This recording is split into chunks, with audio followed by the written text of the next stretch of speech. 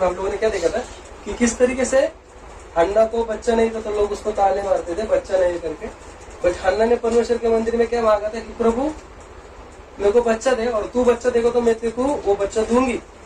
और हन्ना को बच्चा मिला जब उसने, प्रभु ने उसकी कोख बंद करके रखी थी, लेकिन जब प्रभु ने सुना कि प्रभु के इच्छा के अनुसार प्रार्थना की कि तू दे मैं तेरे को दूंगी, है ना, प्रभु ने उसको दिया। अभी जब बच्चा नहीं था तब उसको बच्चा मिला, तो प्रभु उससे बच्चा वापस ले भी सकता था, या फिर हन्ना दे नहीं सकती थी। हन्ना ऐसा सोचती थी कि बाबा मेरे को बच्चा नहीं था, अब जाके मेरे को कहीं बच्चा मिला है तो मैं क्यों दूं। बट उसने क्या किया, जो प्रभु के साथ करार रखा था उसने वो पूरा किया, जो वादा किया था उसने पूरा किया, है ना। और वो गई मंदिर में, और जो परमेश्वर ने उसको बच्चा दिया था उसी मंदिर में उसने बच्चे को वापस सौंप दिया। ये देख के परमेश्वर बहुत प्रसन्न हुआ, और परमेश्वर ने उसको कितने बच्चे दिए, 5, है ना, 2 स्त्री और 3 पुरुष। मतलब उसको वो लड़का भी दिया और लड़की भी दी, ऐसा नहीं कि सिर्फ लड़का दिया और लड़की दिया। क्यों दिया, क्योंकि उसने परमेश्वर के साथ जो किया वो वादा था उसको निभाया कि तू दे मैं तेरे को दूंगी। माँ कभी अपने बच्चों को सौंप नहीं सकती पहली बात तो, लेकिन हन्ना का हृदय इतना बड़ा था कि उसने बोला प्रभु ने दिया तो मैं वापस दे। उसने ऐसा सोचा होता था कि यार मेरे को बहुत सारा प्रार्थना के द्वारा बच्चा मिला है, अब ये बच्चा वापस मंदिर में सौंप दूं, सेवकाई के लिए सौंप दूं, तो कौन मेरे साथ वापस रहेगा, मेरे को वापस ताने मारेंगे, नहीं देती मैं। बट उसने क्या विश्वास के साथ दिया, और परमेश्वर ने उसको बहुत आगे से दिया। तो इसलिए तो तुम भी जो विश्वास से बीज पेरते हो परमेश्वर के राज्य, बीज पेरना मतलब बस ऑफरिंग ही नहीं, जो तुम्हारा समय पेरते हो, जो उपवास करते हो, जो प्रार्थना करते हो, जो सेवकाई करते हो, जो विजिटिंग करते हो, उसका प्रतिफल परमेश्वर तुम्हें देता है। और वो ऐसा नहीं कि तुम एक दोगे तो तुम्हें एक देगा, वो तुम्हें दुगना तिगना आशीष देगा। क्या लिखा कि स्वर्ग के दरवाजे खोलकर मैं तुम्हें आशीष दूंगा।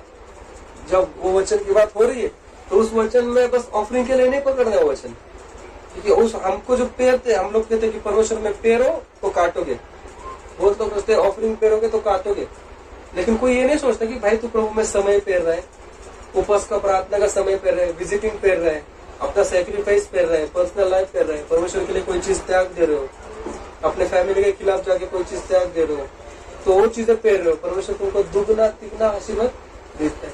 हन्ना के जीवन में भी ऐसे हुआ, और जैसे हमने हन्ना के जीवन में प्रभु यीशु मसीह की छवि देखी, कैसे देखा कि सैमुएल की माँ हन्ना, जिसको बच्चा नहीं था, उसको बच्चा खुदा ने दिया, और हन्ना ने वापस वो बच्चा खुदा को सौंप दिया। उसी तरीके से जैसे मरियम को खुदा से बच्चा हुआ यीशु मसीह, और मरियम ने वही बच्चा वापस खुदा को सौंप दिया, और हाँ, और अब्राहम ने भी। और जैसे हन्ना ने बच्चा सौंपा तो उसको क्या मिला, उसके बाद बहुत सारे बच्चे उसको पैदा हुए। उस तरीके से मरियम का पहला बेटा यीशु मसीह, जैसे हन्ना का पहला सैमुएल है, जैसे मरियम का पहला यीशु मसीह। और फिर हन्ना सैमुएल बड़ा है, और सैमुएल के बाद बहुत सारे बच्चे पैदा हुए।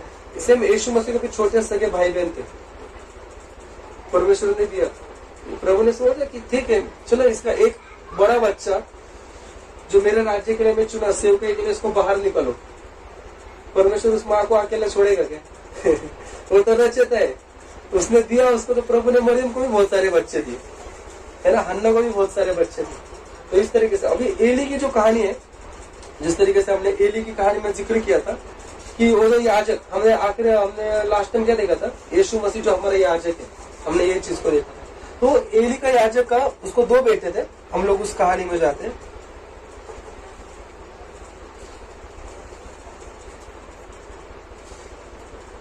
वाचा के संदूक के बारे में हो,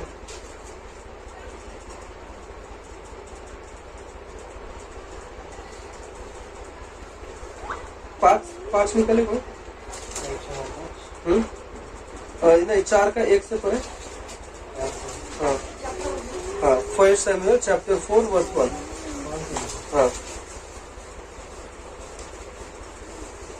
हाँ पढ़ो, कोई भी पढ़े। और शमूएल का वचन सारे इजराइल के पास पहुंचा, हाँ, और इजराइली फिलिस्तियों से युद्ध करने को निकले, और उन्होंने तो एबेनेजर के आसपास छावनी डाली, और फिलिस्तियों ने अफेक में छावनी डाली। तब फिलिस्तियों ने इजराइल के विरुद्ध पांति बांधी, और जब घमासान युद्ध होने लगा तब इजराइली फिलिस्तियों से हार गए, और उन्होंने कोई 4000 इजरायली सेना के पुरुष को मैदान ही में मार डाला। और जब वे लोग छावनी में लौट आए तब इजरायली के वृद्ध लोग कहने लगे कि यहोवा ने आज हमें फिलिस्तियों से क्यों हरवा दिया है। आओ हम यहोवा की वाचा का संदूक शीलो से मांग ले आए कि वह हमारे बीच में आकर हमें शत्रु के हाथ से बचाए। तब उन लोगों ने शीलो में भेजकर वहां से करूबों के ऊपर विराजने वाले सेनाओं की यहोवा की वाचा का संदूक मंगा लिया। और परमेश्वर की वाचा के संदूक के साथ एली के दोनों पुत्र होपनी और फिनहास भी वहां थे।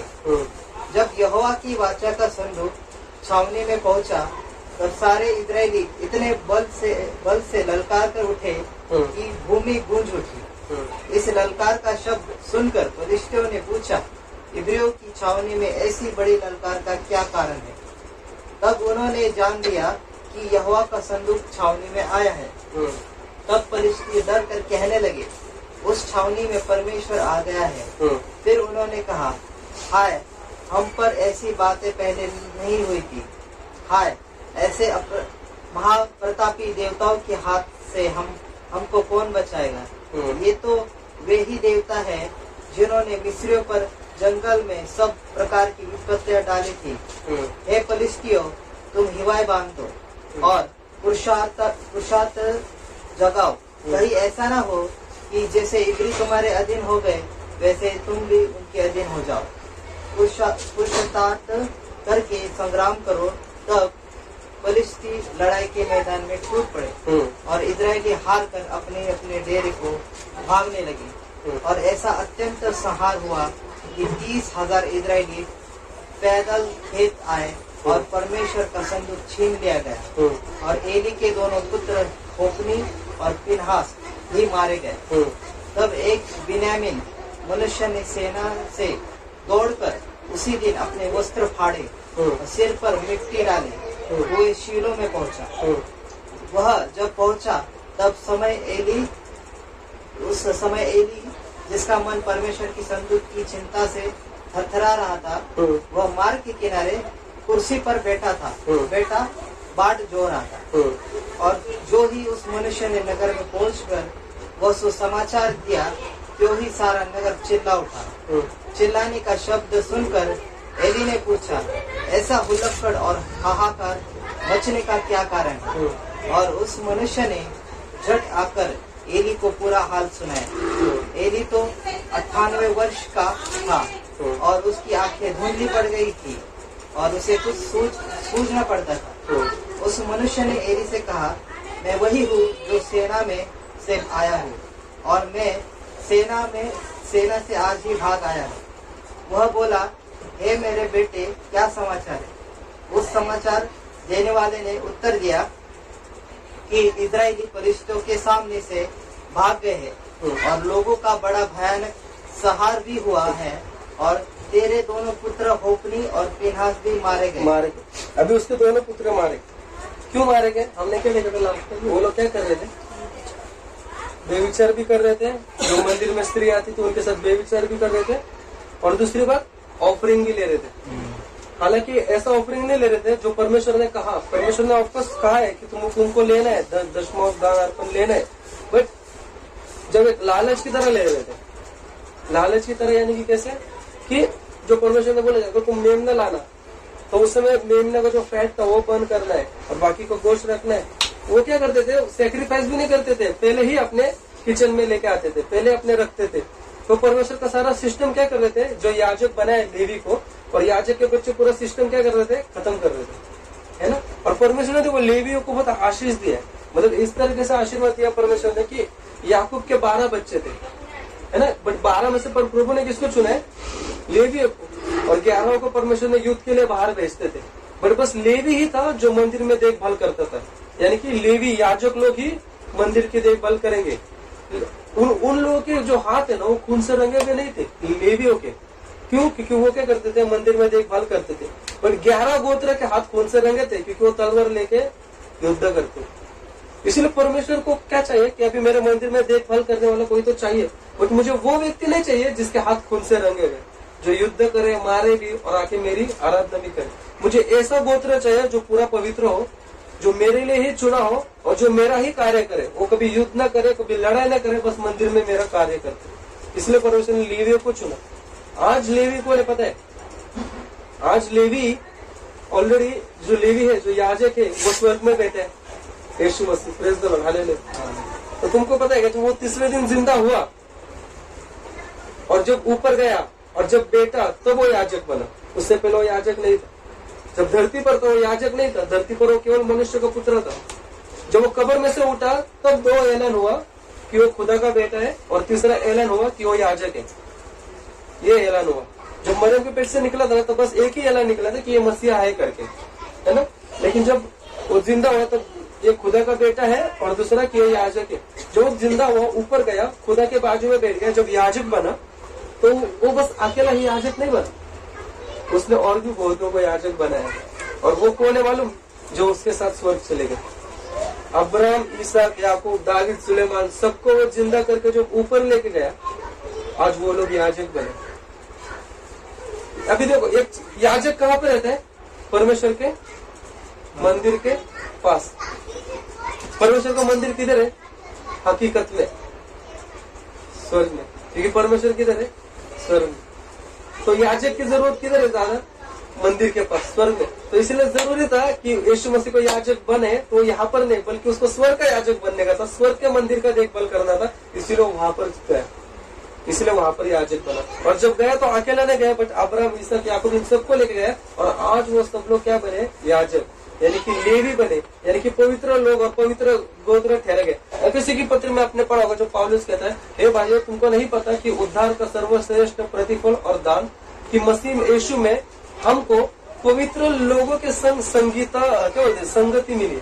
अब ये कौन है पवित्र लोग? जो ऊपर जाके याजक बने, नबी लोग, अब्राहम, इसहाक, याकूब, ये लोग, उनके साथ हमको क्या मिला है? संगति करने का मौका मिला। अब याजक लोग कभी युद्ध करते नहीं, तो वो लोग ऊपर युद्ध नहीं कर रहे। वो लोग याजक लोग क्या, याजक क्या करता? सिर्फ मंदिर में प्रार्थना ही करता। आज अब्राहम, इसहाक, याकूब ये लोग ऊपर दुआएं कर रहे, बट युद्ध कौन कर रहे मालूम? हम लोग। जब भी हम लोग प्रार्थना के लिए निकलते या फिर सेवकाई के लिए निकलते या फिर परमेश्वर का राज्य करने के लिए निकलते, हमको पता है कि शैतान सामने रुका है, डिस्टर्बेंस है, रुकावटें आएगी, मुश्किलात आएगी। परंतु याद रखो, तुम अकेले नहीं हो, ऊपर पूरा याजक का पद है, पूरी टीम है जो तुम्हारे लिए प्रार्थना करती है, दिन रात प्रार्थना करती। और ऐसा लिखा है रोमियो की किताब में कि मसीह आहा भर भर कर खुदा बाप से प्रार्थना करता है। वो आसमान में भी प्रार्थना कर रहा है, उसका आत्मा हमारे अंदर भी प्रार्थना कर। यानी कि जो लेवी की जो फर्स्ट टीम गई थी ना ऊपर, वो लोग हमारे लिए प्रार्थना कर रहे, और हम लोग यहाँ पर युद्ध लड़ रहे शैतान से। वो लोग नहीं लड़ रहे युद्ध शैतान से, क्योंकि शैतान उधर नहीं है जहाँ पर वो लोग गए, शैतान का साम्राज्य इधर है, इसलिए हम लोग युद्ध कर रहे। सेम जो जैसे देखा ना तुमने, लेवी लोग प्रार्थना करते थे और 11 गोत्र तलवार लेके जाते थे युद्ध के लिए। सेम ऊपर वो लोग प्रार्थना कर रहे और आज हम लोग प्रार्थना ही कर रहे, शैतान से युद्ध कर रहे। सेम वो चीज है लेवी पद में। और अगर हम लोग देखेंगे इस कहानी में क्या हुआ कि उसके 2 बच्चे थे, वो सारे गलत काम करते, जैसे वचन में लिखा कि तुम मेरा ऑफरिंग खा के मोटे हो गए हो। परमेश्वर उनको बोला है नहीं क्या? मैं जब ये वचन देखा मैंने कि तुम ऑफरिंग खा के मोटे हो गए हो करके, क्यों गलत तरीके से ऑफरिंग का इस्तेमाल कर रहे थे। तो परमेश्वर ने उसको श्राप दिया। क्या श्राप दिया? कि अभी तेरी पीढ़ी दर पीढ़ी मेरा श्राप तेरे पर रहेगा कि कोई भी तेरे घराने में बूढ़ा नहीं होगा, जवानी में ही मर जाएगा। ये श्राप का जिक्र तब किया है जब उसने मूसा को दर्शन दिया था। उसने मूसा को क्या दर्शन दिया था? कि मैं यहोवा हूँ जो पीढ़ी दर पीढ़ी प्यार करूंगा, और जो मेरा आज्ञा पालन नहीं करेंगे तो उल्टा पीढ़ी दर पीढ़ी श्राप आ रहा है। तो इन्होंने आज्ञा पालन नहीं किया तो पीढ़ी दर पीढ़ी यहाँ पर उनके ऊपर श्राप देते हैं, और उसमें एली और उसके 2 बच्चे मारे गए। अभी यहाँ पर देखते कि वाचा का संदूक जो है वो क्या हुआ? चला गया। तुम याद रखो कि वाचा का संदूक मंदिर में रखना था, बट इन्होंने क्या किया? मूर्खता था कि वाचा का संदूक बाहर निकला और युद्ध करने गए वाचा के संदूक को लेकर, जबकि एली कुर्सी में बैठा था, वाचा का संदूक का इंतजार कर रहा था। अब जब वाचा का संदूक गया तो इनको क्या लगा कि हम लोग वाचा का संदूक लेके जाओ तो हम लोग जीतेंगे, बट ये लोग हार गए। और वाचा का संदूक किसके पास में गए? फिलिस्तीयों ने वाचा का संदूक पकड़ लिया। और वाचा के संदूक के अंदर क्या था? 3 चीजें थी, 10 आज्ञाएं, मन्ना जो आसमान से गिरा, और मूसा की काटी। ये 3 वाचा का संदूक पता है सबको कि वो बक्सा था, एक बॉक्स जिसके अंदर सारी चीजें, ये 3 चीजें रखी थी।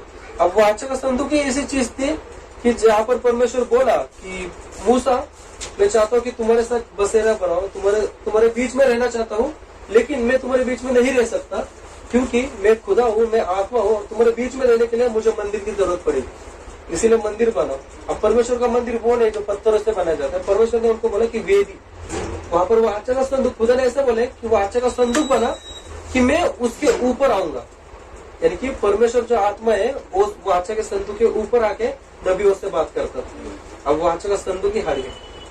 अब वाचक तुम देख रहे हो, एक छवि तुम देख रहे हो कि वाचा का संदूक, यहोवा क्या बोलता है कि वाचा के संदूक के ऊपर में आऊंगा और बात करूंगा। Praise the Lord. तो वाचा का संदूक यीशु मसीह को दोहराता है, और परमेश्वर का आत्मा जो वाचा के संदूक के ऊपर आता है वो खुदा बाप को दोहराता है, क्योंकि यीशु के ऊपर ही खुदा बाप का आत्मा आता है और यीशु बोलता है, काम करता है।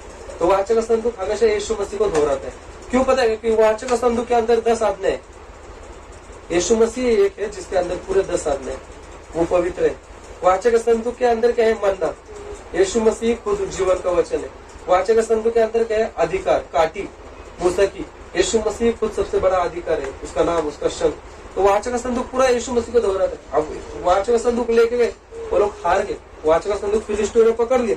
लेकिन वहां पर हम लोग एक चीज देखते हैं, पकड़ने के बाद ऐसा हुआ फिलिस्ती के राज्य में, और परमेश्वर का संदूक भी छीन लिया गया है। हाँ, जो ही उसने परमेश्वर के संदूक का नाम दिया, तो ही एली फाटक के पास कुर्सी पर से प्रसाद खाकर अभी अध्याय 5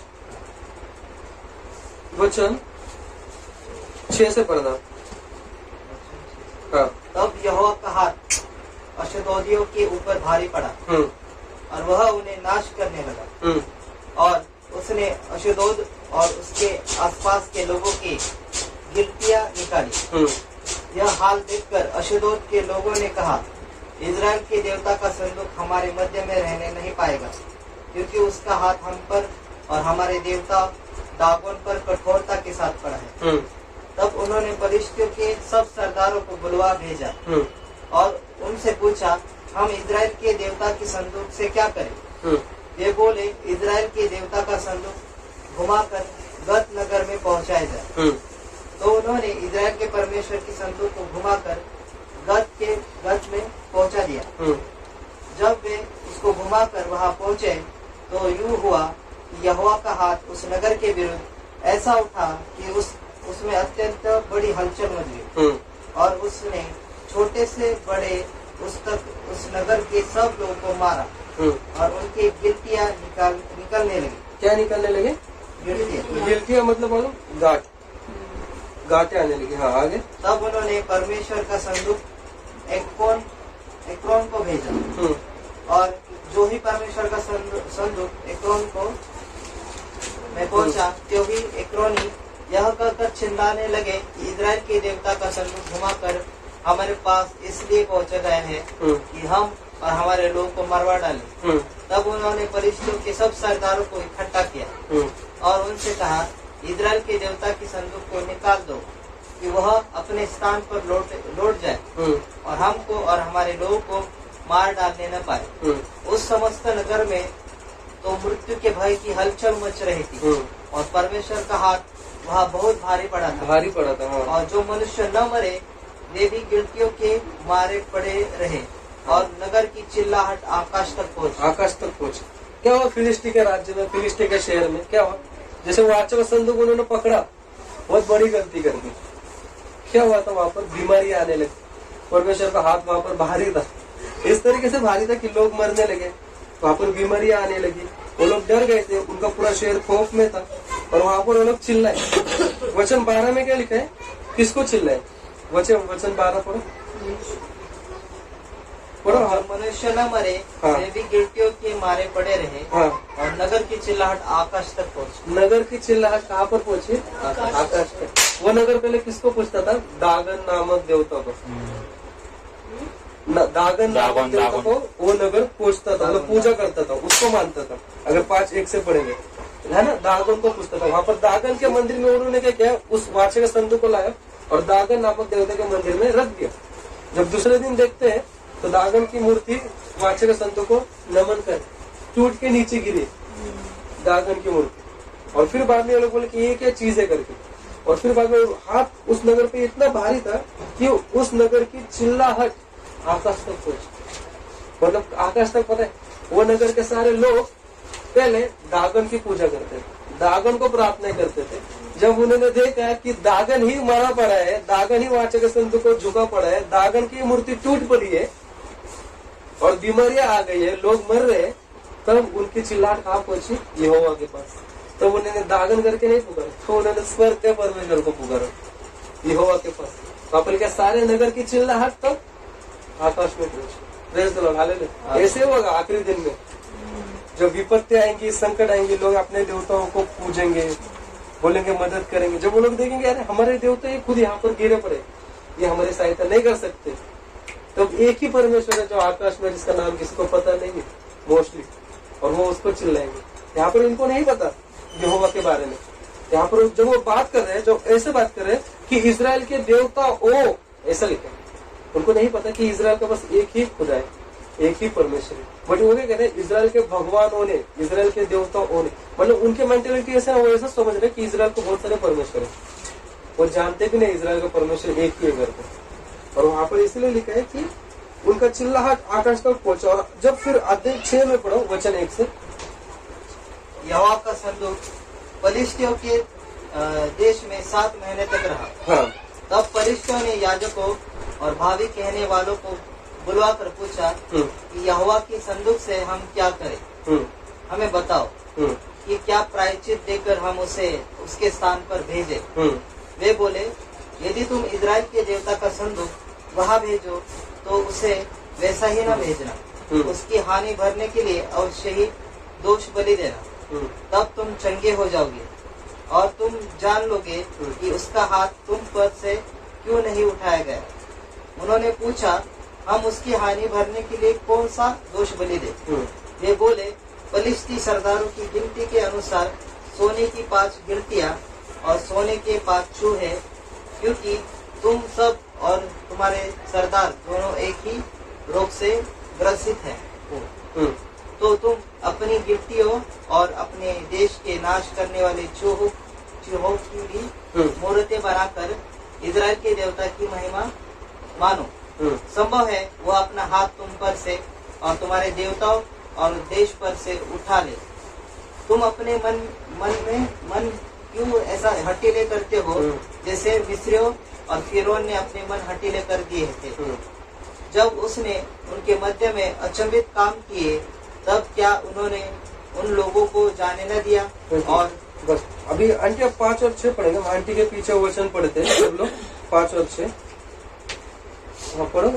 तो तुम अपनी गिलटियों और अपने देश के नष्ट करने वाले चूहों की भी मूर्तें बनाकर इजराइल के देवता की महिमा मानो। संभव है वह अपना हाथ तुम पर से और तुम्हारे देवताओं और देश पर से उठा ले। वहाँ पर उसका हाथ तुम्हारे देवताओं। अब नीचे का वचन, तुम अपने मन क्यों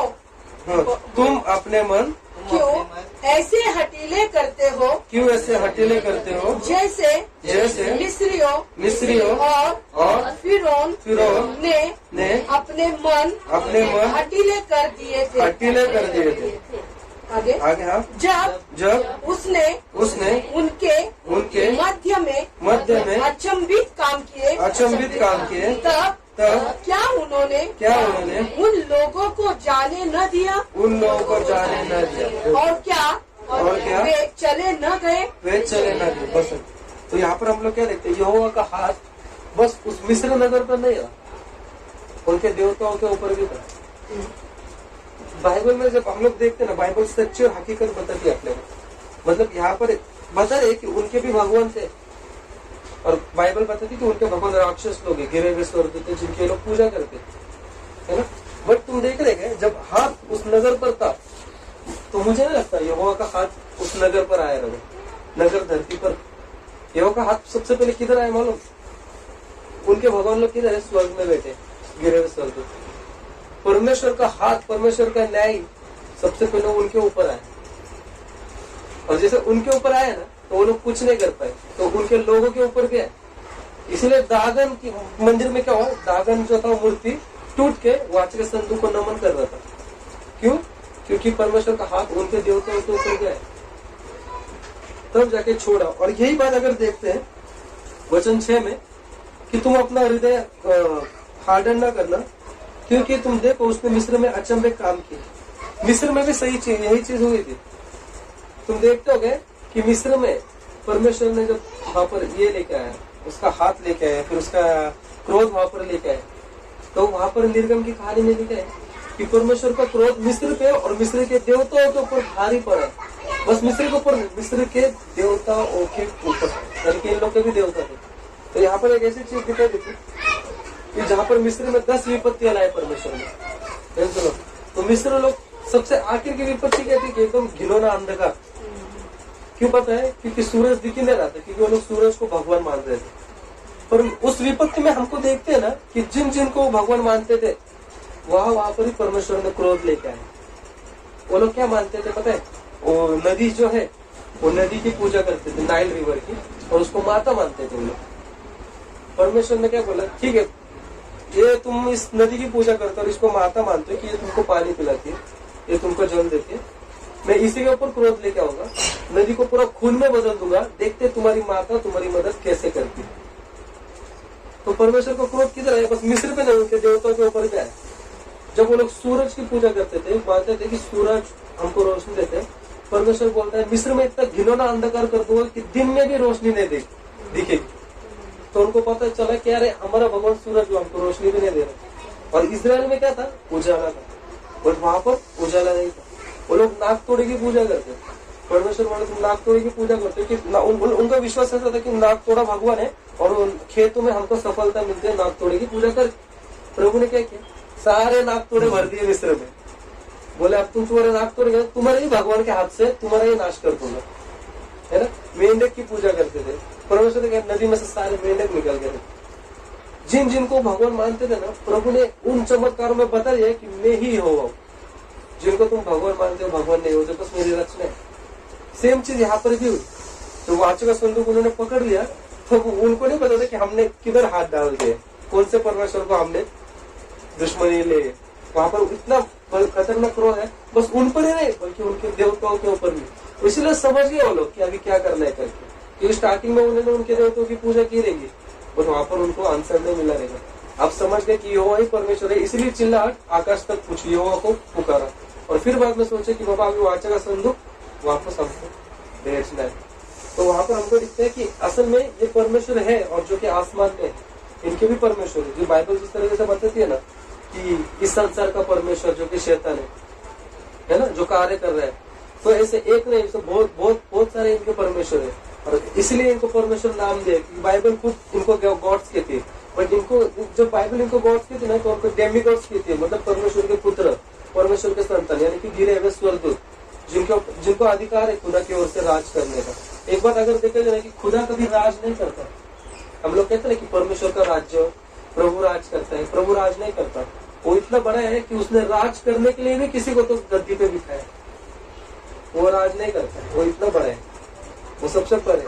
और वो कौन है मालूम? गद्दी पे बैठे हुए जो उसके नाम से राज कर रहे, वो स्वर्गदूत है पूरा, जो उसके नाम से राज करे। इसलिए ओल्ड टेस्टामेंट में जब भी स्वर्गदूत अब्राहम से जब नबियों से मिलने आता था तो क्या कहते थे वो लोग कि हम लोग कौन है? यहोवा है, मैं यहोवा। एक मैं सोचता था जब सीनाई पर्वत पर यहोवा उतरा और परमेश्वर ने 10 आज्ञाएं दी, तो मैं बोला परमेश्वर इतना बड़ा है, उसने सब कुछ बनाया है, और वो इतने से डोंगर के ऊपर कैसे ना उतर गया 10 आज्ञा देगा। डोंगर टूटा क्यों नहीं? तो परमेश्वर बहुत छोटा है क्या? डोंगर टूटा क्यों? तो बाद में पता चला कि परमेश्वर कितना बड़ा है, और स्वर्गदूत परमेश्वर के नाम से काम कर रहे हैं, वो को भी यहोवा का टाइटल दिया गया है। तो उस तरीके से समझना है कि ये जो गिरे हुए स्वर्गदूत है, ये जो देवता है, और हमारी लड़ाई इन्हीं देवताओं से। इसलिए जो कोई मूर्ति पूजा करता है, क्यों यहोवा को क्रोध आता है पता है? क्योंकि वो गिरे हुए स्वर्गदूतों की पूजा करते हैं। इसलिए परमेश्वर का हाथ उनके ऊपर भारी होता है। इसलिए परमेश्वर बोलता है नहीं, तुमको नहीं छोड़ूंगा, क्रोध लाऊंगा, शाप दूंगा। क्यों? क्योंकि मूर्ति पूजा से यहोवा इसलिए क्रोधित होता है, क्योंकि जो सबसे बड़ा दुश्मन है, ये जो इनकी टीम है पूरी स्वर्गदूतों की, जिनके कारण धरती पर बीमारी, तकलीफ, मौत आए, जिनके कारण स्वर्ग में पूरी हलचल हो गई है, जिन्होंने पूरा मैस किया है, यहोवा के दुश्मन बने और परमेश्वर उनको निकलना चाहता है, उनका नाश करना चाहते हैं। और यहाँ पर लोग क्या करते हैं, उनको ही भगवान मानते, पूजा करते हैं। तो सच्चा परमेश्वर क्रोधित ही नहीं, बहुत ज्यादा क्रोधित होते हैं मूर्ति पूजा से। जो मूर्ति पूजा करते हैं ना, वो लोग इन लोगों की पूजा करते हैं। और यही हुआ। लेकिन वहां पर क्या हुआ कि ये लोग ने वाचा का संदूक वापस दे दिया। अब पढ़ेंगे उसी अध्याय का वचन 18 पढ़े, 18 से पढ़े। हाँ।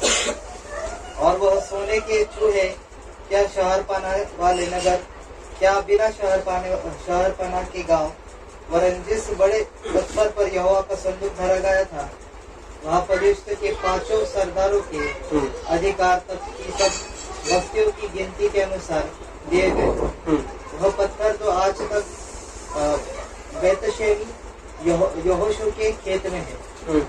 फिर इस कारण से कि बेतशेमश के लोगों ने यहोवा की संदूक के भीतर झांका था, उसने उनसे 70 मनुष्य और फिर 50,000 मनुष्य मार डाले।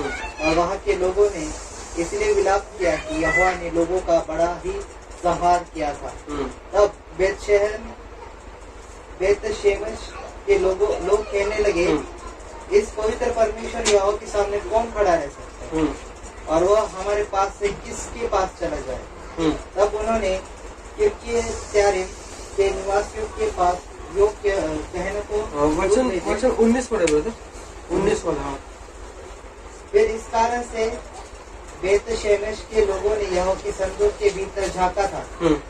उसने उनमें से 70 मनुष्य और फिर 50,000 मनुष्य मार डाले। और फिर वहाँ के लोगों ने इसलिए विलाप किया कि यहोवा ने लोगों का बड़ा ही संहार किया। उन्होंने क्या किया था, संदूक में झांका था।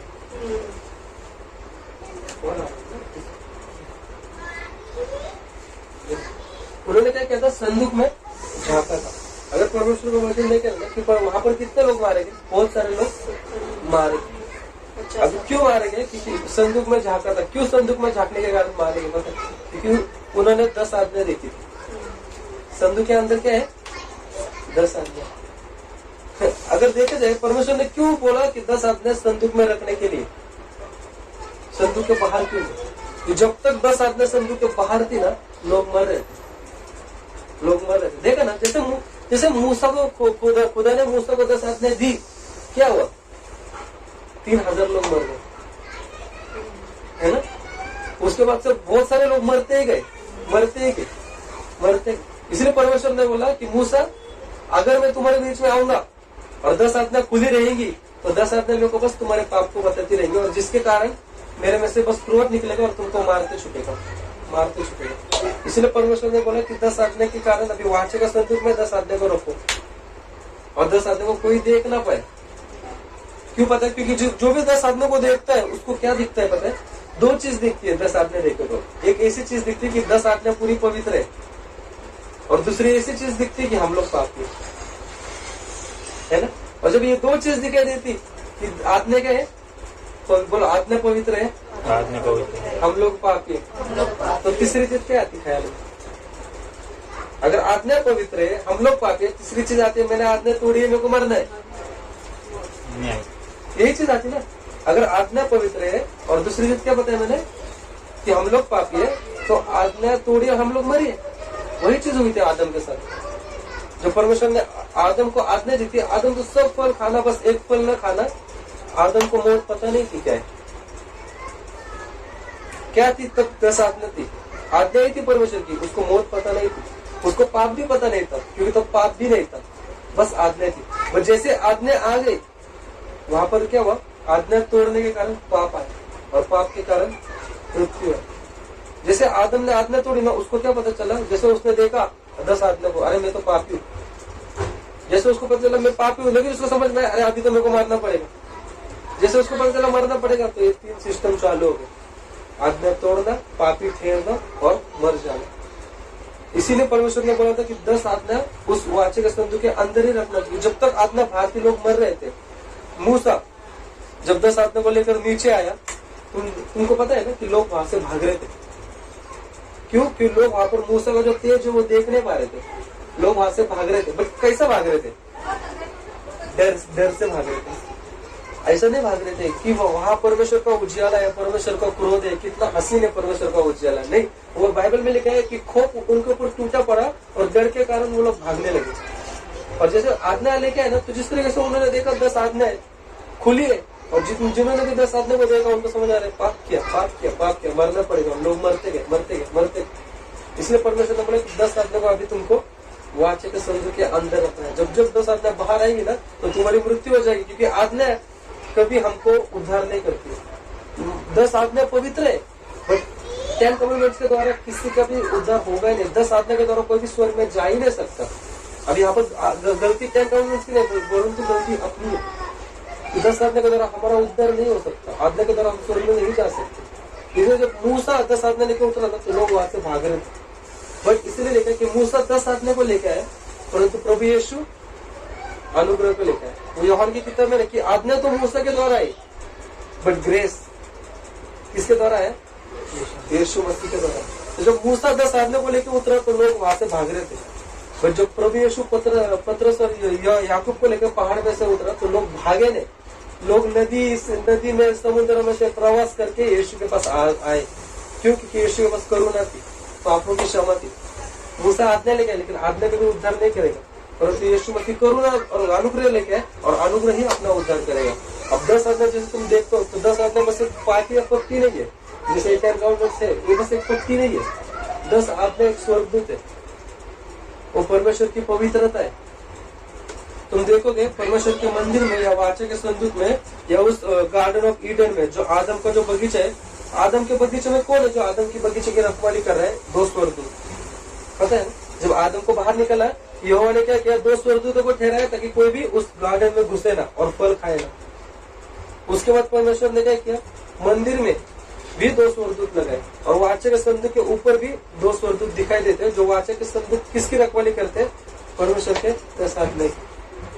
तो जब वो 2 स्वर्गदूत जब परमेश्वर के आत्मा में देखते हैं, उनको समझ आता है इनको मारना, और उनको मार देते।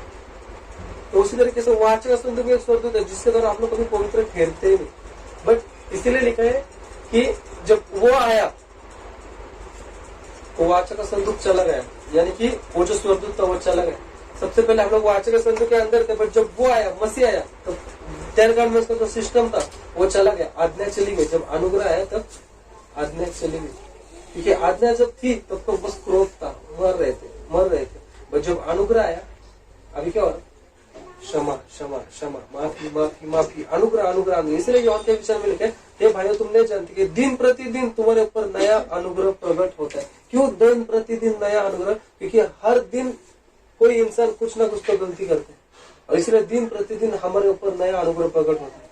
10 आदमी तो बस मौत को लेकर आई थी, न्याय को लेकर थी। जो क्या आदमी को देखा तो मर जाएगा, परंतु अनुग्रह परमेश्वर को देखेगा तो जीवन पाएगा, है ना। और उसी तरीके से हम लोग देखते हैं कि उन्होंने क्या किया? उस आज्ञा को देखा, उस वाचा के संदूक के अंदर देखा और मर गया। तो जब हम लोग वाचा के संदूक के अंदर झांकेंगे, 10 आज्ञा को देखेंगे, मर जाएंगे। कभी भी ये नहीं सोचना कि 10 कमांडमेंट्स को फॉलो करूं कर। जो सोचेगा कि मैं 10 आज्ञा को फॉलो करता हूँ, वो सबसे बड़ा मूर्ख। क्यों पता है? क्योंकि वो अपना क्या बोलते हैं, अपना जो हौसला या फिर अपना विश्वास किधर लगाता है मालूम? उद्धार पाने के लिए 10 आज्ञा क्यों? कि मैं 10 आज्ञा फॉलो करके मैं उद्धार पाऊंगा। परंतु तुम्हारा उद्धार 10 आज्ञा फॉलो करके नहीं, परंतु तुम्हारा उद्धार यीशु मसीह के अनुग्रह से हुआ है, ना कि 10 कमांडमेंट्स से। अगर 10 कमांडमेंट्स से तुम्हारा उद्धार होता तो खुदा तुमको 10 आज्ञा पालन करने ही लगा था। अनुग्रह क्यों भेजता? अनुग्रह इसीलिए भेजा था कि 10 आज्ञा तोड़ी गई है। ऐसा कोई व्यक्ति नहीं है जिसने 10 आज्ञा तोड़ी है, इसलिए अनुग्रह भेजा गया। यही चीज हुई थी। गैलेशियंस चैप्टर 1 वर्स 1 से पढ़े। गलीती का अध्याय 1 वचन 1।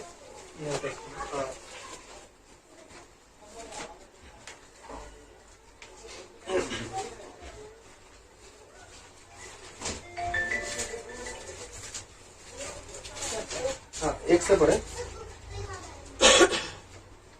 पौलुस की, जो न मनुष्य की ओर से और न मनुष्य के द्वारा, वरन यीशु मसीह और परमेश्वर पिता के द्वारा, जिसने उसको मरे हुए में से जिलाया, प्रेरित है।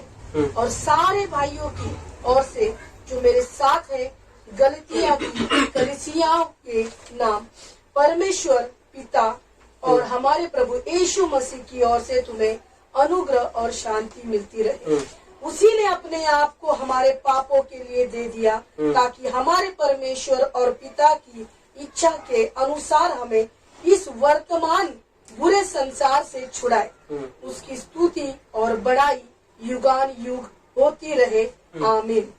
पढ़े आगे। मुझे आश्चर्य होता है कि जिसने तुम्हें मसीह के अनुग्रह में बुलाया उससे तुम इतनी जल्दी फिर कर और ही प्रकार के सुसमाचार की ओर झुकने लगे, परंतु वह दूसरा सुसमाचार है ही नहीं। पर बात यह है कि कितने ऐसे हैं जो तुम्हें घबरा देते और मसीह के सुसमाचार को बिगाड़ना चाहते हैं। परंतु यदि हम या स्वर्ग से कोई दूत भी उस सुसमाचार को छोड़ जो हमने तुमको सुनाया है कोई और सुसमाचार तुम्हें सुनाए तो शापित हो।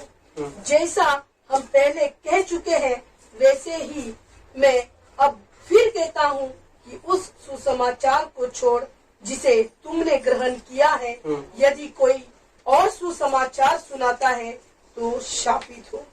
अब मैं क्या मनुष्य को मनाता हूँ या परमेश्वर को? क्या मैं मनुष्य को प्रसन्न करना चाहता हूँ? यदि मैं अब तक मनुष्य को ही प्रसन्न करता रहता तो मसीह का दास न होता। हे भाइयों, मैं तुम्हें बताए देता हूँ कि जो सुसमाचार मैंने सुनाया है वह मनुष्य का नहीं, क्योंकि वह मुझे मनुष्य की ओर से नहीं पहुँचा और न मुझे सिखाया गया। अध्याय 3 वचन 1 से पढ़े। हाँ, अध्याय 3 वचन 1 से। हाँ। हे निर्बुद्धि गलतियों, किसने तुम्हें मोह लिया है? तुम्हारी तो मानो आंखों के सामने यीशु मसीह क्रूस पर दिखाया गया। मैं तुमसे केवल यह जानना चाहता हूँ कि तुमने आत्मा को क्या व्यवस्था के कामों से या विश्वास के समाचार से पाया? क्या लिखे? आत्मा को व्यवस्था के कामों से या विश्वास के समाचार से, पवित्र आत्मा को तुमने 10 आज्ञा फॉलो करके पाया। ये यीशु के सुसमाचार से पाया। यीशु के सुसमाचार से पाया। एक यहाँ पर पौलुस गलती करस के चर्च को मूर्ख बोल रहा है। क्यों मूर्ख बोल रहे पता है क्या? क्योंकि वो अपना फेथ, अपना विश्वास अनुग्रह पर लगाना है कि बाबा हमारा उद्धार हो चुका है, तो वो क्या कर रहे हैं? 10 आज्ञा के ऊपर लगा रहे कि बाबा आज्ञा को पालन करके हम पवित्र करेंगे, आज्ञा को पालन करके हमारा उद्धार होगा, हम लोग स्वर्ग जाएंगे। आगे, क्या तुम ऐसे निर्बुद्धि हो कि आत्मा की रीति पर आरंभ करके अब शरीर की रीति पर अंत करोगे? आत्मा से शुरुआत करके अभी अंत किधर से कर रहे? शरीर की रीति। अगर कोई ऐसा व्यक्ति है जो पूरा 10 आज्ञा फॉलो करेगा तो उसको अनुग्रह कैसे नहीं करेगा? क्यों मालूम? क्योंकि वो क्या बोलेगा कि उद्धार मैंने किया, मेरे से हुआ, मैंने 10 आज्ञा फॉलो किए, तो घमंड आएगा। और बड़ाई किसकी हुई मालूम? देह की, खुद की। और देह खुदा का दुश्मन है और खुदा नहीं चाहता कि देह कभी घमंड करे और देह की कोई बढ़ाई। इसीलिए परमेश्वर ने एक ऐसा कांटा हमारे शरीर में बो दिया है कि देह कभी 10 आज्ञा को फॉलो कर ही नहीं सकते। इसलिए परमेश्वर का दुश्मन है। अगर कोई देह 10 कमांड्स को फॉलो करे तो घमंड उत्पन्न होगा। फिर बोलेगा कि उद्धार खुदा ने किया कि मैंने किया? हाँ बाबा, खुदा ने नहीं, मैंने किया। मैंने 10 आज्ञा फॉलो किए, मैंने खुद का उद्धार किया, खुदा ने नहीं किया। तो 10 आज्ञा से क्या उत्पन्न होगा मालूम? घमंड। 10 आज्ञा फॉलो करके घमंड। और कोई भी व्यक्ति कितना भी सोचे 10 कमांड्स को फॉलो करके मैं उद्धार पाऊंगा, होगा ही नहीं। एक ना एक तो टूटेगी, रोज एक ना एक टूटेगी। और उद्धार अनुग्रह से हुए। आगे, क्या तुमने इतना दुख व्यर्थ ही उठाया? परंतु कदाचित व्यर्थ नहीं, जो तुम्हें आत्मा दान करता और तुम्हें सामर्थ्य के काम करता है, वह क्या व्यवस्था के कामों से या सुसमाचार पर विश्वास से ऐसा करता है? अभी यहाँ पर क्या लिखा? जो तुम्हारे बीच में बड़े बड़े सामर्थ्य के काम करता है, यानी चंगाया करता है, बड़े बड़े चिन्ह चमत्कार करता है, तो वो कैसे करता है?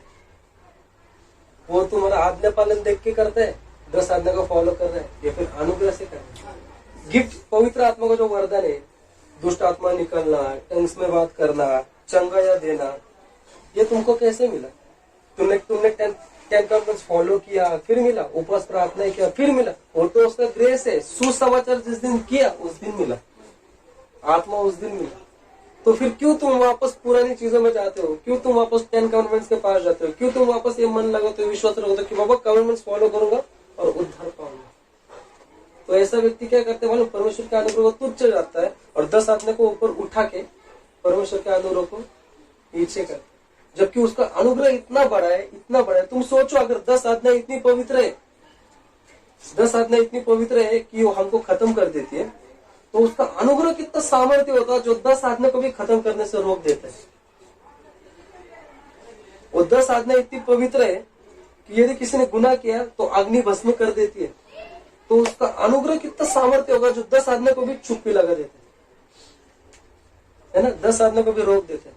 तो कौन बड़ा? उसका अनुग्रह बड़ा। इसलिए लिखे है कि ना बल से ना ताकत से, परंतु मेरी आत्मा से कार्य सिद्ध होगा। ना तुम्हारे आज्ञा पालन से, ना तुम्हारी व्यवस्था से, ना तुम्हारी देह के कामों से, ना तुम्हारी बड़े बड़े चिन्ह चमत्कारों से, परंतु मेरे अनुग्रह से तुम्हारा उद्धार होगा। 10 आज्ञा दी इसीलिए ताकि तुमको पता चले कि बाबा, तुमको पता है कि 10 आज्ञा हमको क्या है कि 10 आज्ञा हमको दी। परमेश्वर ने क्यों 10 आज्ञा दी? उसको मसीहा की जरूरत ही नहीं होती। जब 10 आज्ञा प्रभु ने दी तो पता चलती कि बाबा मैंने पाप किया है। पवित्र आत्मा खुद तुमको 10 आज्ञा बताता है कि बाबा मैंने पाप किया है। जैसे समझ में आता है आज्ञा को देख के, हाँ मैंने झूठ बोला, हाँ मैंने चोरी किया, हाँ मैंने मूर्ति पूजा की, हाँ मैंने पाप किया, तो तुम डर जाते हो और आज्ञा तलवार लेके खड़ी होती है तुमको मारने के लिए। और पवित्र आत्मा कहता रुक, मैंने पहले 10 आज्ञा भेजी और तेरे को पहले 10 आज्ञा बताए ना, अब ले मैं तुमको नई चीज बताता हूँ, पीछे फिर। और जैसे पीछे घूमता है ना, तो यीशु को देखा, अनुग्रह को दिखाता। जब आज्ञा को देखते तो पता चलता बाबा पाप किया, मर जाऊंगा। पवित्र आत्मा कहता है 1 मिनट रुक, अभी तुमको आज्ञा बताए, तुमको समझ में आया पाप है, अभी घूम यीशु को देख। जब यीशु को देखते समझ आता, अरे मैंने तो पाप किया था, परंतु इस इंसान की मृत्यु के कारण मेरी क्षमा हो गई। तुमको पता है कि एक बात ऐसा है कि परमेश्वर जब स्वर्ग में है, यहोवा जो अपने सिंहासन पे बैठा है,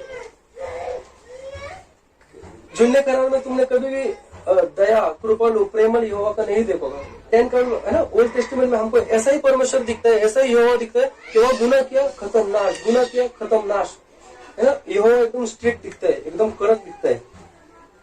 लेकिन वो उसका जो असली हृदय है, यहोवा का असली चरित्र है, उसने ओल्ड टेस्टामेंट में बताया ही नहीं, उसने न्यू टेस्टामेंट में बताया।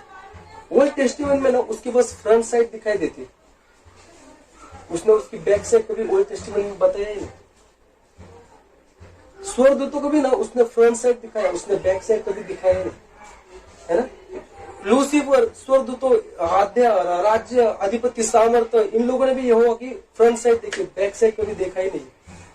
यहोवा जो अपने सिंहासन पे बैठा था ना, लूसीफर जो है, शैतान जो है, वो परमेश्वर के स्वर्ग में आके जाता था, सवाल भी करता था। आयुब के ऊपर उसने उंगली भी उठाता था, जुन्ने करार में आता था, जाता था, और उसको हमेशा फ्रंट साइड दिखती थी यहोवा की। वो हमेशा क्या करता, इसने ये किया तू ये कर, इसने ये किया तू वो कर। लेकिन यहोवा ने कभी भी अपना बैक साइड नहीं बताया, क्योंकि यहोवा पीछे से क्या कर रहा था मालूम? जैसे शैतान लोग क्या कर रहे थे, काम कर रहे थे, आदम को पाप में डाला, धरती में बीमारियां लाया, तकलीफ लाया, शाप लाया, कर्ज लाया, इंसान लोग सब नर्क में जाए, और यहोवा बैक साइड में काम कर रहा है। और क्या काम कर रहा था मालूम? मसीहा को लेके आऊंगा। अब्राहम से बात कर रहा है, ईसाक से बात कर रहा है, याकूब से बात कर रहा है। स्वर्गदूत फ्रंट साइड देख रहे, उनको नहीं समझ में आ रहा पीछे से यहोवा क्या कर रहा है। वो सिर्फ आगे से देखते थे, पीछे से यहोवा क्या कर रहा है नहीं समझ में आया। इसीलिए एक दिन क्या हुआ, जो परमेश्वर ने 10 आज्ञाएं दी, लोगों ने पाप किया, है ना, परमेश्वर ने मार दिया। प्रभु बोला अब मैंने आऊंगा, मूसा तू चल लेके जाएंगे, मैंने आऊंगा। मूसा रोने लगा। मूसा बोला कि हे यहोवा, मुझ पे अनुग्रह हो तेरा, मुझे अब तू बता तू क्या है करके। तो मूसा ने भी ना यहोवा की फ्रंट साइड ही देखी थी। जब मूसा ने बोला कि अभी मेरे को तू तेरा चेहरा बता कि तू असल में है क्या, मुझे पता है तू बस जो दिखाता है वो नहीं है, तेरी और एक साइड है, तेरा और एक चेहरा है, मुझे वो देखना। और जैसे हम लोग को देखते हैं, वहां पर क्या लिखा है, मूसा पहाड़ के ऊपर था, यहोवा आया, और यहोवा जिस तरीके से घूमा मूसा को अपना चेहरा बताने के लिए, यानी कि मूसा को, यहोवा ने मूसा को पीठ बताया, यानी कि यहोवा घूमा। और मूसा ने क्या देखा रहेगा पता है, यहोवा जो बैक साइड में काम कर रहा है, यीशु को लेके आने के लिए, मसीह को लेके आने के लिए, उसका जो प्लान, उसका जो साल्वेशन का योजना है, सारे गुनाहों को लेके जाना, मेघना बलिदान करना, मूसा ने वो देखा। तो मूसा ने अनुग्रह को देखा। फ्रंट साइड में उसको 10 कमांडमेंट्स दिखी, यहोवा का क्रोध, पाप करोगे मर जाओगे, पर बैक साइड में यहोवा का उसने प्रेम देखा, अनुग्रह देखा। और तब जाके यहोवा क्या बोला, जा अभी तूने मेरा अनुग्रह देखा है ना, मैं फिर से नई वाचा बांधता हूँ, मैं जा अभी फिर से तुमको माफ करता हूँ और तुम्हारे साथ फिर से चलता हूँ। लो अभी बस क्या कर, आज्ञा के वाचे के संदूक में रख डाल, ताकि जब आज्ञा देखेगी ना तो मैं फ्रंट साइड से तुमको खत्म करूंगा, बट ये बैक साइड से तुम देखोगे ना प्रभु यीशु दिखता है। तो इसीलिए ओल्ड टेस्टिमेंट में उसने कभी भी अपना बैक साइड बताया नहीं, हमेशा फ्रंट साइड दिखाया। तो न्यू टेस्टिमेंट में उसका बैक साइड पता चला कि उसने उद्धार यीशु मसीह लाए, साल्वेशन लाए। इसलिए जब यहोवा घूमा तो मूसा ने यीशु मसीह को देखा, और जब यीशु को आज्ञा को देखते तो क्या पता चलता कि बाबा मर जाएंगे पाप की, बट जब यीशु को देखते तो क्या पता चलता है, उद्धार हो गया, बचे जाएंगे, पाप की क्षमा होगी। तो ये चीज है, 10 आज्ञा से कभी भी उद्धार होता ही नहीं, परंतु हमारा उद्धार अनुग्रह से। और 10 आज्ञा भी एक ऐसा स्वर्गदूत है ना जो इतना पवित्र है कि हमको कभी भी प्रभु के राज्य में जाने नहीं देता, स्वर्ग में जाने नहीं देता। वो पवित्र है ना, जब तुम जाओगे स्वर्ग में तो 10 आज्ञा खुद तुम्हारे सामने रुकेगा, बाबा तूने पाप किया तो वो कैसे जाने दो। पर आज्ञा इतना बड़ा है कि 10 आज्ञा के स्वर्गदूत को भी बोलते हैं जाने दे, उन्होंने पाप किया, मैंने लहू बहाया, जाने। और लहू किधर छिड़का गया पता है, 10 आज्ञा के ऊपर छिड़का गया।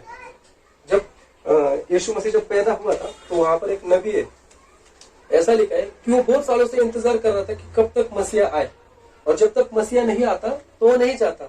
और उस व्यक्ति का जो नाम था, उस नाम का अगर कनेक्शन लगा है तो आज्ञा आते हैं, 10 आज्ञा आते हैं उस व्यक्ति का नाम। तो जब मरियम उस बच्चे को लेकर चर्च में जाती है, यीशु को लेकर, और जब वो व्यक्ति जब यीशु को देखता है तब कहता है कि हाँ प्रभु मैंने तेरे उद्धार को देख लिया, अब मेरा समय आ गया, अब मैं जाऊंगा। तो आज्ञा जब अनुग्रह है ना तो चली गई। आज्ञा तब तक रुकी थी जब तक अनुग्रह नहीं आता।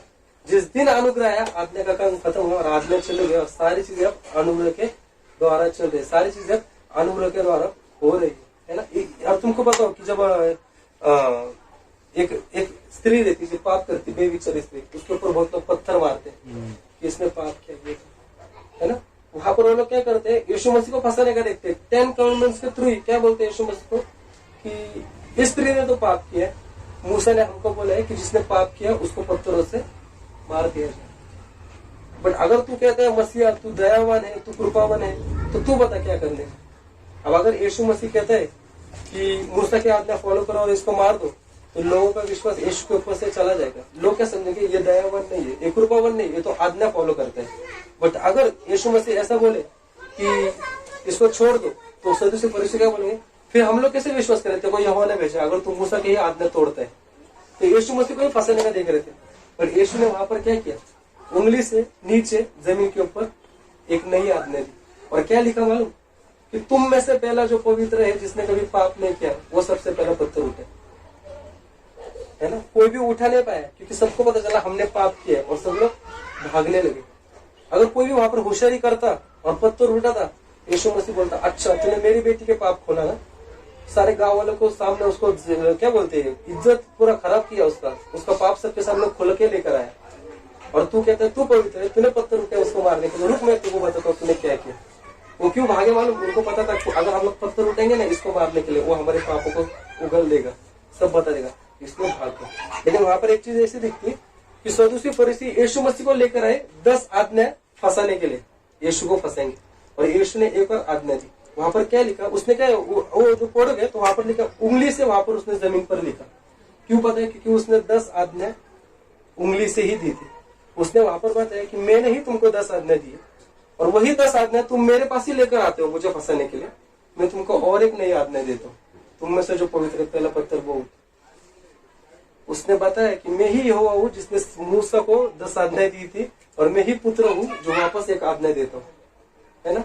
ओल्ड टेस्टमेंट में उसने बोला कि एक कान पड़ी मारे ना तो दूसरा मारना, अगर तुमको कोई बुक्का मार देना तो ठोसे से उसका मुंह फोड़ देना। बट न्यू टेस्टमेंट में क्या बोलते हैं, अगर एक मारे तो दूसरा भी उसके सामने रखना, दुश्मनों से भी प्यार करना। क्यों पता है, क्योंकि वो क्या बोलते हैं, ओल्ड टेस्टमेंट में भी मैंने दिया था और न्यू टेस्टमेंट में भी मैंने दिया। अगर मैंने दिया ऐसा करना तो मुझे ही अधिकार है उसको बदलने का। अगर मैंने क्या एक मारा तो दूसरा भी मारना, तो मैं ही हूँ जो बोलता हूँ कि अभी एक मारो तो दूसरा भी उसको सामने देना। उसी को पूरा अधिकार है, इसलिए उसने पूरा सिस्टम चेंज किया।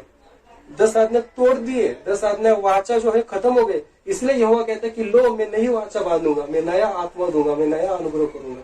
इसलिए याद रखो कि कोई भी व्यक्ति सोचता है 10 कमांडमेंट्स को फॉलो करने के लिए तुरंत पाप में गिर जाता है। मेरे से भी हुआ था, जब मैं नया नया मसीहा में सोचता था 10 आज्ञा को फॉलो करूंगा प्रभु, फिर तेरा आज्ञा पालन करूंगा प्रभु, पूरे हृदय से चलूंगा प्रभु, और जैसे चलने लगा थपाटप गिरने लगा। फिर वो पता चला कि भाई मेरे से नहीं हो सकता प्रभु। जब मैंने ऐसा किया तो मैंने खुद को उकसाया, तो मेरे इस पर जोर लगा कि मैं करूंगा। नहीं प्रभु मैं नहीं, तू करेगा। फिर पवित्र आत्मा मेरे को पवित्रता में चलाने लगा, मेरे हिस्से में पवित्र आत्मा को चलाने लगा। तो ये चीज है। आज भी जब मैं सो रहा था तो मैं जैसे मैंने पता है कि मेरे को हमेशा पवित्र आत्मा वचनों में सपने में मेरे को सिखाता है, वचन सिखाता है, बताता है, प्रकाशन देता है। तो आज ऐसे हुआ, अभी सैटरडे संडे तो काम चालू है, बहुत काम है, तो उसके बाद फिर मैं काम भी कर रहा हूँ और फिर प्रेयर भी, मीटिंग भी, विजिटिंग भी। तो मेरा काम खत्म हुआ, 4 बजे तक मेरा काम खत्म हुआ। और खत्म होने के बाद फिर मैं सोचा कि अभी छोड़ो यार, आप लोगों का प्रेयर करना है, सब करना है। ऐसे नींद भी आई थी, तो फिर मैं प्रेयर किया और फिर प्रेयर करके सो गया। और फिर अभी पता नहीं सुबह उठता क्या नहीं, कि 4 बजे तक काम किया है, मीटिंग भी करना है और वो प्रेयर भी करना है। ऐसे तो मैं सोचा, तो पवित्र आत्मा मेरे को आज भी सपने में सिखा रहा है यशायाह नबी के बारे में, यशायाह अध्याय 1 के बारे में। नहीं क्या पवित्र आत्मा यशायाह के बारे में बहुत चीजें बताया, और वचन मेरे को क्लियरली दिख रहे थे सपने में, जो मैंने कभी पढ़े भी नहीं, वो वचन मेरे को क्लियरली दिख रहे थे। और पवित्र आत्मा बोल रहा था, यशायाह के बारे में बता रहा था, नबी जो बातें कर रहा था वो बता रहा था, यरूशलेम के बारे में बता रहा था, ऐसा बता रहा था। वो सुनते अचानक से मेरा नींद खुला और मैंने टाइम देखा, हाँ बाबा चलो मैं अभी बहुत टाइम पे उठाऊँ, जल्दी उठाऊँ, मेरे को समय, मतलब कभी कभी हमको काम करना है प्रभु का, सेवकाई करना है, हम लोग थक जाते हैं, सो गए, और उसका अनुग्रह इतना सामर्थ्य कि वो उठा डालता है, वो काम करता है। तो विश्वास भी बढ़ता है कि मैं अकेला नहीं, प्रभु भी मेरे साथ है, वो चाहता है कि मैं सेवकाई करूँ, इसीलिए मेरे को सुबह जल्दी उठाता है जाने के लिए। नहीं तो हम लोग मंडे ट्यूसडे को तुम आएंगे मेरे घर पे, मैं सोता रहूंगा, और सैटरडे संडे को मैं उठता रहूंगा। तो ये गिफ्ट है, जैसे लॉर्ड ने हम सबको दे। ब्रदर में भी एक गिफ्ट है टीचिंग का, है ना, उस तरीके सिस्टर में भी एक गिफ्ट है प्रोफेसी का। जब मैं इनसे बात कर रहा था वचन के बारे में, तब मेरे को पता चला कि लॉर्ड ने इनको कौन सा गिफ्ट दिया है। परमेश्वर ने इनको वचन का गिफ्ट दिया। जैसे मुझे जो गिफ्ट है ना उसी का रिफ्लेक्शन है, वैसा ही गिफ्ट इस बहन को भी दिया है, वचनों का ही दिया, प्रोफेसी का ही गिफ्ट इस बहन को भी दिया। तो ये जो परमेश्वर ने गिफ्ट दिया, एक मतलब लॉर्ड के गिफ्ट मांगो तो वो कार्य नहीं इस्तेमाल। मतलब मैं कभी मेरे घर के भी काम ठीक से करता नहीं हूँ, दुकान जाना, ये करना, वो करना नहीं करता, लेकिन लॉर्ड के काम में मेरे में किसी ताजगी, ऐसी फुर्सत एकदम घोड़े पे सवार भागने लगता हूँ टक टक, और थकता नहीं कभी। तो नहीं क्या, फिर मेरे को बाद में जाके पता चला कि क्यों, मतलब लॉर्ड को गिफ्ट है, जो प्रभु का काम है ना एकदम फुर्ती से करता हूँ मैं, बाकी काम मेरे से नहीं होते, बाकी काम में मूर्ति, प्रभु में इस तरीके से हो, मतलब। तो ये सब लॉर्ड का अनुग्रह, मेरा नहीं, मेरा शरीर नहीं, मैं नहीं, प्रभु का अनुग्रह। इसलिए परमेश्वर का अनुग्रह कभी तुच्छ नहीं जानना और उसमें चलना है। तो आज हमने क्या सीखा बाइबल स्टडी की मीटिंग में, कोई बताएगा? परमेश्वर का क्रोध और अनुग्रह, है ना, प्रेज द लॉर्ड। और चीज उस पर डिपेंडेंट रहना है, हाँ, आत्मा पर डिपेंडेंट रहना है, परमेश्वर को छोड़ किसी और को नहीं मानना। तो आज हमने हमने 10 आज्ञा के बारे में सीखा है कि 10 कमांडमेंट्स क्या है करके, पवित्रता क्या है करके। हमने सीखा है कि कैसे उसने पीछे से प्लान करके यीशु मसीह को लेकर आए, है ना। अगर तुमको एक बात बताओ, अगर स्वर्गदूत को पता चला, स्वर्गदूत यहोवा की बैक साइड देखते थे और उनको पता चलता था कि यहोवा बैकिंग में क्या प्लान कर रहा है, तो वो यहोवा के प्लान को रोक देते थे। कोरिन्थियों में वचन में पौल क्या कहते हैं, अगर उनको पता होता कि कौन आने वाला है तो महिमा के परमेश्वर को क्रूस पे ना चढ़ाते। राज्य, सामर्थ्य, आधिपत्य को पता नहीं था, स्वर्ग में ही बैठे थे, यहोवा के सामने ही थे, उसको नमन भी करते थे, स्तुति करते थे, आराधना करते थे, बट केवल फ्रंट साइड देखते थे और इन सबको ट्रैप करके रखे थे। बट उसने बैकिंग साइड में काम कर करके इस तरीके से उसको लेकर आया ना कि सबके पत्ते हरा दिया, सबको नीचे कर दिया, सबको गिरा दिया, उनका सारा काम नुस्ता नाबूद कर दिया है। एक आखिरी वचन पढ़ेंगे फिलिपी का रस में, थोड़ा जी, फिलिपी कलसी का रस अध्याय, हाँ आखिरी वचन है, वो पढ़ा है। उसने सारे राज्य, अधिपति, सामर्थ्य को चकनाचूर किया। हाँ अध्याय, एक मिनट बोलता हूँ मैं, हाँ अध्याय 2 वचन 12 से पढ़े। और उसी के साथ बपतिस्मा में गाड़े गए और उसी में परमेश्वर की सामर्थ पर विश्वास करके जिसने उसको मरे हुए में से जिलाया उसके साथ जी भी उठे। उसने तुम्हें भी जो अपने अपराधों और अपने शरीर की खतना रहित दशा में मुर्दा थे उसके साथ जिलाया और हमारे सब अपराधों को क्षमा किया और विधियों का वह लेख जो हमारे नाम पर और हमारे विरोध में था मिटा डाला और उसे क्रूस पर कीलों से जड़कर सामने से हटा दिया है। और उसने प्रधानताओं और वो वचन क्या है कि उसने क्या किया, विधियों का वो लेख, विधियों का वो लेख जो हमारे नाम पर और हमारे विरोध में था मिटा डाला। यानी कि 10 आज्ञा हमने तोड़ी है ना, तो शैतान क्या कर रहा था, सब सरदूत तलवार विलवार न्याय भी लेके सब खड़े थे कि अभी इनको सबको मार देंगे, खत्म कर देंगे, है ना। और उनको सामर्थ्य किधर से मिला मालूम, आज्ञा से। अब आज्ञा ने गुनाह नहीं किया, आज्ञा ने पाप नहीं किया, आज्ञा तो पवित्र है, पौलुस बताते हैं आज्ञा पवित्र है, परंतु पाप सामर्थ्य देते हैं मृत्यु लेके आने के लिए। तो आज्ञा तो पवित्र है, तो उसीलिए वो सब रुके थे हमको खत्म करने के लिए। परंतु उसने क्या किया, उनका जो लेखा है, लिस्ट, जैसे वकील कहता नहीं ह्यानी हा गुन्हा केला ह्याच्यावरती दाखल करना और साइन करते हैं, तो वेदियों का वो जो लेख था उसने वो पूरा लेख खत्म कर देना। उनका कुछ चलच नहीं, उन्होंने पूरा युक्ति प्लान सब लगा उनको चकनाचूर। और आगे जो वचन क्या कहते हैं कि उसने और उसे क्रूस पर कीलों से जड़कर सामने से हटा दिया है। और उसने प्रधानताओं और अधिकारों और ऊपर से उतार कर उनका खुल्लम खुल्ला तमाशा बनाया और क्रूस के द्वारा उन पर जय जयकार की ध्वनि सुनी। हालेलुया। क्या किया, उनका खुल्लम खुल्ला तमाशा कर दिया। वो राजा, अधिपति, सत्य, ये हमारे सबसे बड़े दुश्मन है। हमारे दुश्मन वसूली भाई, अल्ताफ भाई, सलीम भाई, आतंकवादी, है ना, मेरी माँ, मेरा बहन, मेरा दोस्त, इसने पैसे लिए, वो लिया, ये हमारे दुश्मन नहीं है। सबसे बड़े दुश्मन ये है। अल्ताफ भाई, वसूली भाई मारते थे बंदूक से ठप, पर ये लोगों ने तो आत्मा में मृत्यु की प्लानिंग बना दी है। ये लोग है जो बीमारियां लेके आए, पाप लेके आए, तकलीफ, कष्ट, ये सब राजा, अधिपति, सत्य, ये लोग है जो हमारे दुश्मन है, सबसे बड़े दुश्मन, है ना। और इनको किसने हराया, बस एक इंसान ने हराया। और कैसा हराया, खुल्लम खुल्ला तमाशा। पौलुस जब उनको चिढ़ा रहा है तो तुम सोचो उनका खुल्लम खुल्ला तमाशा बन गया। किधर मालूम, स्वर्ग में। यानी कि जितने भी अंतरिक्ष है, जितने भी ग्रह है, जितने भी परमेश्वर की रचना है, सब लोग उनको बोलते रहेंगे, अरे तुम तो खुदा के साथ बहुत पहले से थे, तुम तो अमर है, तुम्हारे पास राज्य है, अधिकार है, सत्ता है, तुम तो यहोवा को फ्रंट साइड देखते थे, तुमको सब पता था, पर फिर भी तुम हार गए एक इंसान से। और इसमें एक इंसान ने सबको हराया, गिरा, उनका खुल्लम खुल्ला तमाशा बना दिया। और कैसे मालूम, बस क्रूस की बलिदान से। और जय जयकार की ध्वनि सुनाई क्रूस के बलिदान से, जय जयकार की ध्वनि क्रूस के बलिदान से। आज लोक सोचते हैं ना की यार येशू क्रूस वरती मेला आणि तुम्ही त्याची पूजा करता, तो स्वतःला वाचू शकला नाही, तुम्हाला काय वाचो। उनको ये नहीं पता भाई क्रूस पे उसके मरने से कितनी बड़ी जय जयकार की ध्वनि सुनाई गई है कि सारे स्वर्गदूत नीचे गिर पड़े। क्रूस के उसके मर जाने से तुमको मालूम क्या, यहोवा ने शैतान को ना बड़ी चीज से नहीं हराया कि मैं ऐसा मसीहा भेजूंगा जिसमें बहुत ताकत होगी, जो ऐसा करेगा तो आग निकलेंगी, आंखें खोलेगा तो भस्म हो जाओगे, मुंह से आग निकलेगा। ऐसा मसीहा नहीं भेजूंगा, मैं ऐसा मसीहा भेजूंगा जो बहुत कमजोर होगा और उसकी सबसे बड़ी कमजोरी है तुमको हराएगी। और यीशु की सबसे बड़ी कमजोरी उसका क्रूस पे मर जाए, और उसकी सबसे बड़ी कमजोरी से ही उसने सबसे बड़ा घमंड और सबसे बड़ा पहाड़ उखाड़ के फेंक दिया। उसका सामर्थ्य नहीं हुआ यीशु मसीह के बस मर जाने से। ये जो वचन हम लोग नेक्स्ट टाइम बहुत डीप में लेंगे, बहुत बड़ा वचन है। हम लोग प्रार्थना में जाते हैं।